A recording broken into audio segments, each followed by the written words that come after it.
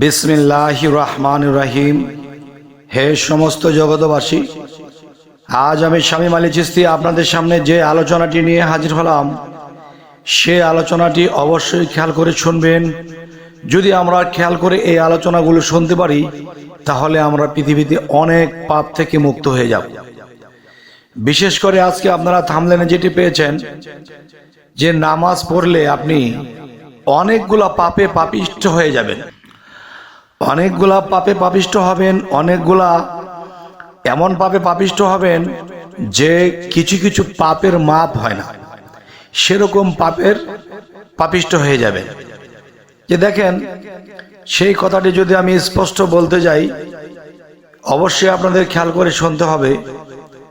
যখন আমরা নামাজে দাঁড়িয়ে গেছি, তো আমি এমন কথা বলবো না যে নামাজ পড়তে হবে না, নামাজ নেই, আমি এটা বলবো না। কিন্তু সাধকদের জ্ঞানে এবং রুহানি জগতের জ্ঞানে এটা এসে গেছে যে আসলে নামাজ কি এবং কি অবস্থান এবং কিভাবে কি, তারা এটা জেনে গেছে। জেনে যাওয়ার ফলে তারা এই নামাজটাকে অন্যভাবে বা অন্য কিছু করছে।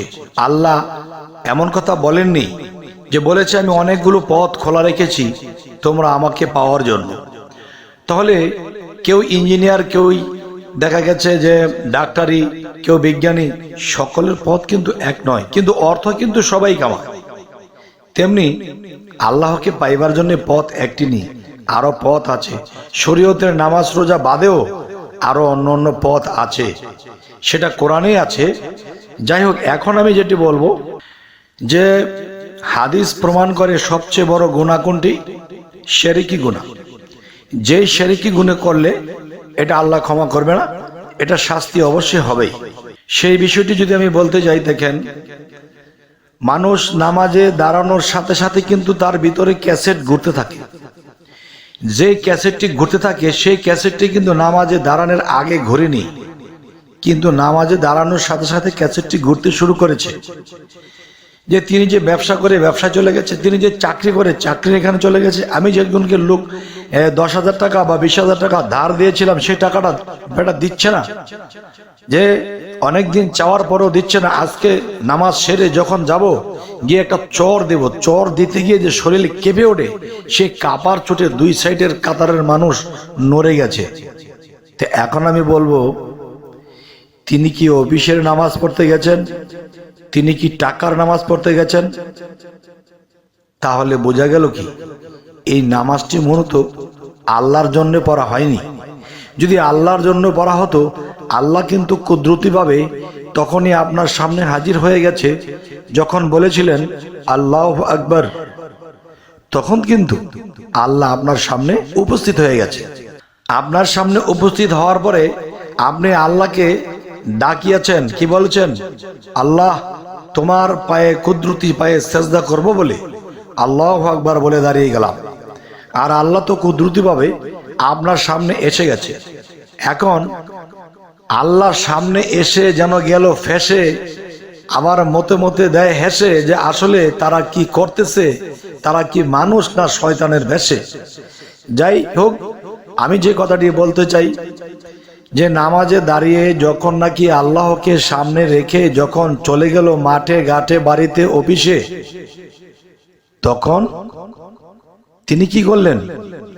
যেখানে আল্লাহর স্মরণ হতো, সেখানে অন্য কিছু স্মরণ করা হয়েছে। তাহলে অন্য কিছুর সাথে যদি আল্লাহকে স্মরণ বা জড়িত করা হয়, তাহলে তিনি কিন্তু মৃত্যুর পরে দোজখে চলে যাবেন। কেন? তিনি শিরক করেছেন, আল্লাহর নামাজের মধ্যে অন্য কিছুকে, অন্য কাউকে স্মরণ করেছেন। তাহলে কি এই পৃথিবীতে কেউ বুকে হাত দিয়ে বলতে পারবেন যে আমার বুকে হাত দিয়ে বলবো নামাজে আমার কোনো কিছু মনে পড়ে না?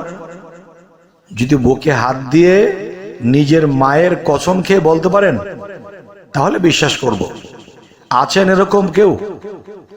তাহলে আমি বলবো, আমি যে আপনাদের সাথে এই কথাগুলো বলছি, এই যে ভক ভক করে বলছি, দেখেন আমিও কোনো একদিন নামাজে যখন দাঁড়িয়ে গিয়েছিলাম, আমিও নামাজ ছেড়ে আল্লাহর কুদরতি চরণকে ছেড়ে আল্লাহকে রেখে আমি চলে গেছি হাটে বাজারে, আমি চলে গেছি অন্যথায়, তাহলে আমিও তো এরকম দুষ্ট, এরকম শয়তানি নামাজ পড়েছিলাম তো আমিও।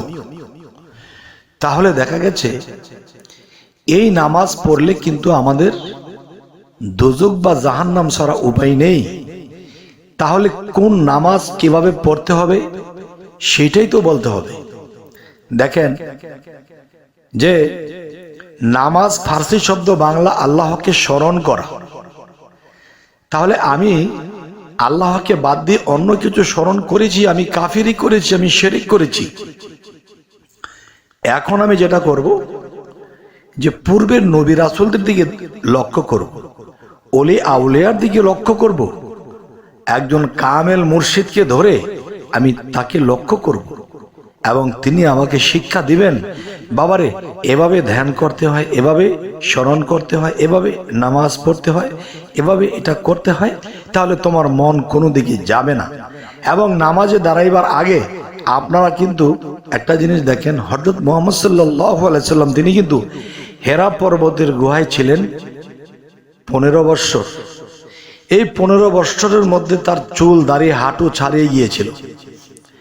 এখন বলতে চাই, তো নবী, যিনি নবী তার কি সাধনা করতে হবে না? তিনি আমাদেরকে দেখানোর জন্য তিনি বুঝিয়ে গেলেন তোমরা এই হেরা পর্বতের সাধনা করতে হবে, আর যদি এই সাধনা না করো তাহলে কি হবে? তাহলে এটাই হবে যে তোমরা নামাজ ছেড়ে অন্যথায় চলে যাবে। আর যদি নামাজের মধ্যে আল্লাহকে নিয়ে ডুবে যাওয়ার মতো অবস্থা ঘটাতে যাও, তাহলে সে হেরা পর্বতের গুহার সাধনা করতে হবে। তাহলে হেরা পর্বতের গুহা তো সেই সৌদি আরবে, আমরা বাংলাদেশে হীরা পর্বতের গুহা পাবো কোথায়? আমাদের এরকম সমর্থ নাই যে সৌদি আরব চলে যাবে। দেখেন একজন কামেল মুর্শিদ আপনাকে সেই হীরা পর্বতের গুহা আপনার মানব দেহের মধ্যে আপনাকে দেখিয়ে দিবে এবং সেখানে বসে আপনি সাধনা করবেন। এবং সেখানে বসে যখন আপনি সাধনা করবেন, তখন নবীজি হীরা পর্বতের গুহায় বসে কি কি তার কাছে এসেছিল? কোরআন নাজিল হয়েছে, নবুয়াত লাভ করেছে। তাহলে আপনিও সেই হীরা পর্বতের গুহায় যখন সাধনা করবেন এবং আপনার কাছেও সেই গুপ্ত খবর, সেই গুপ্ত এলমে লাদুনি আপনার কাছে এসে পৌঁছাবে এবং আপনার কাছেও কিতাব আসবে, যা আসমানি কিতাব হয়ে যায় যদি আল্লাহর তরফ থেকে লিখতে পারেন, কিন্তু আসমানি কিতাব হিসেবে কেউ নেবে না। তবে এটাকে আপনার ভক্তদের মধ্যে আসমানি কিতাব হিসেবে কাজ করবে যদি ওহি, এলহাম এবং এলমে লাদুনির মাধ্যমে যদি এই কিতাবটি এসে থাকে। আচ্ছা, তাহলে যদি পৃথিবীতে কেউ পীরালি করতে চায়, পীর হতে চায়, তাহলে তার হেরা পর্বতের গুহাতে যাইতে হবে। আর সে হেরা পর্বতের গুহাতে যদি সাধনা করতে পারে, তাহলে তার কি করতে হবে? তখন তার হেরা পর্বতের গুহায় বসে তখন সেই সাধনাগুলো করতে হবে। এবং সেখানে অনেক ধরনের সাধনা আছে, যেমন 9 দরজা বন্ধ করে আধার ঘরে দেও রোশনী, মন যদি কারো হইতো সুজন থাকতো আপন ঘরে, জ্ঞানের বাতি জ্বলে উঠতো ঘোর অন্ধকারে। যাই হোক, এ সমস্ত জগতবাসী আজকে যে আলোচনাটি আপনার সাথে করব, সেই আলোচনাটি এটাই আপনি বুঝবেন যে অবশ্যই আমরা যে নামাজ পড়তেছি এতে ভুল আছে, অনেক কিছু শুধরাতে হবে। এবং এই নামাজের মধ্যে ডুবতে হলে আমাদের হেরা পর্বতের গুহার সাধনা করতে হবে। একমাত্র আপনার কামেল মুর্শিদ আপনাকে সেই হেরা পর্বতের গুহাতে কিভাবে বসতে হবে, কিভাবে কি করতে হবে তা দেখিয়ে দিয়ে আপনাকে সেই হেরা পর্বতের গুহায় বসিয়ে দেবে এবং টাইম টু টাইম আপনি সেখানে প্রতিদিন সাধনা করবেন। আপনার মধ্যে সেই ওহী আসবে, এলহাম আসবে, এলমে লাদুনি আসবে। এরপরে আপনি আল্লাহর সাথে লিঙ্ক করবেন, আপনি প্রত্যেক দিনের খবর প্রত্যেক দিন পাবেন। অবশ্যই হে সমস্ত জগতবাসী সকলেই সকলের কামেল মুর্শিদের কাছে যাবেন এবং এই হেরা পর্বতের সাধনাগুলো নিয়ে নেবেন। অবশ্যই আজকে আমি এ পর্যন্ত আলাপ শেষ করলাম। সামনে কি ধরনের আলোচনা চাইছেন তবু জানাবেন এবং আমাদের চ্যানেলটিকে সাবস্ক্রাইব করে রাখবেন। সকলে ভালো থাকবেন। আল্লাহ হাফিজ।